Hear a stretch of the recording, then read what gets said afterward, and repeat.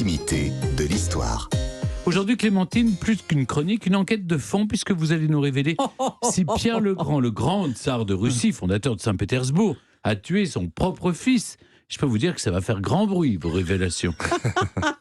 Mais ne riez pas, c'est sérieux. Vous moquez pas de moi, là. Non, je n'ai aucune révélation, je le crains.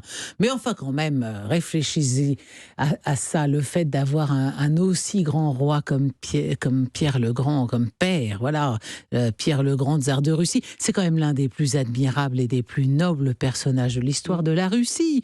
C'était un immense roi, enfin, à tous les sens du terme, d'ailleurs, puisqu'il mesurait 2,40 mètres. Vous avez vu ces bottes, là, au musée de l'histoire de Moscou, là?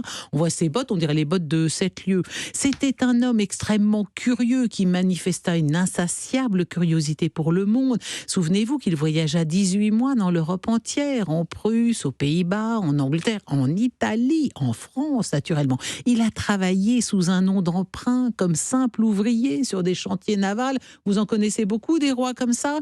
Il a consacré son règne à réformer son pays pour le moderniser. Et surtout, vous le disiez Stéphane, bien sûr, il fit construire la sublime Saint-Pétersbourg. Alors qui contesterait que Pierre le Grand fût un esprit ouvert et raffiné, lui qui, lors de son passage à Paris en 1717, demanda en priorité à visiter la bibliothèque Mazarine, notre Académie française et la Sorbonne. Ah, voilà un homme policé. Eh bien, précisément, Pierre le Grand fut un si grand roi que la postérité s'est empressée de jeter un voile pudique sur les tragiques démêlés qui l'opposèrent à son fils aîné. Bon, pourtant, Alexis Petrovitch, né en 1690 de son premier mariage avec Eudyxie, mérite une brève mention, car il fut, je le disais en présentant cette chronique tout à l'heure, le seul prince européen révolté contre son père à réussir sa fugue. C'est pas rien.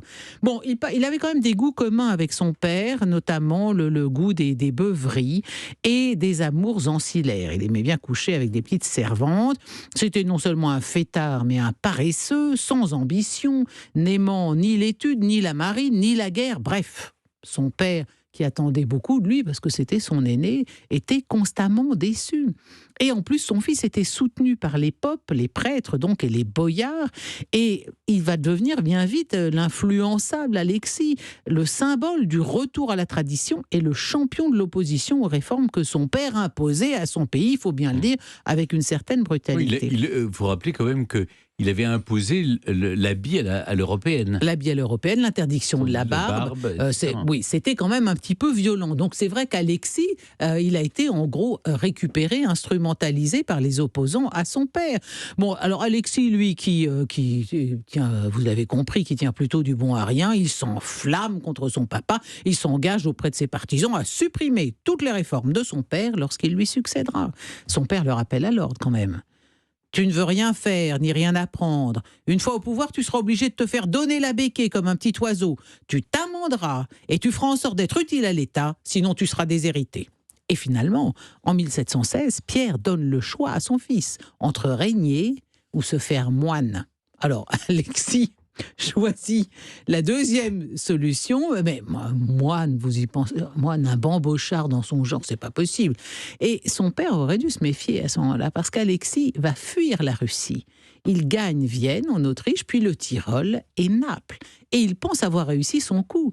Mais les limiers de Pierre sont sur ses traces et l'enjoignent de regagner sa terre natale, où son père lui assure et tout disposé à le pardonner. Alexis cède et il revient presque confiant à Moscou en janvier 1718. Le prince Gagarine écrit alors à un ami « Ce fou revient ici pour se faire enterrer ». Parole prophétique, car aussitôt rentré à Moscou, Alexis est arrêté, affreusement torturé. On a même dit que son père donna le premier coup de knout, donc comprenez de fouet, et qu'il assista jusqu'au bout au supplice de son fils, qui avoua tout et n'importe quoi, dénonçant au passage une 50aine de personnes, dont sa propre mère. La cour condamne à mort le fils du tsar, mais le 26 juin 1718, il est opportunément retrouvé mort dans son cachot avant que la sentence ne soit exécutée. Les rumeurs, bien sûr, iront bon train. A-t-il été décapité, empoisonné, étouffé ?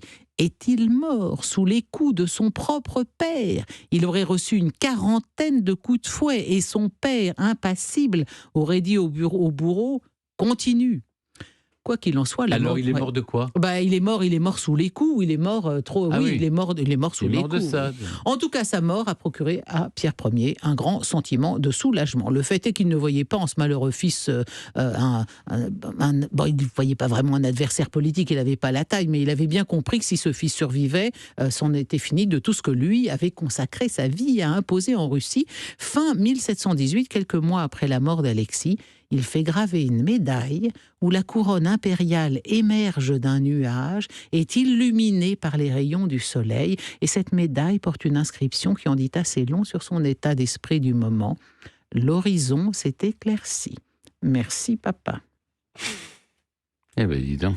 Ben oui, mais vous avez été un fils aimé, qu'est-ce que vous voulez ? Vous ne pouvez pas comprendre toute cette violence familiale. Parce que vous l'avez vécu, Clémentine ?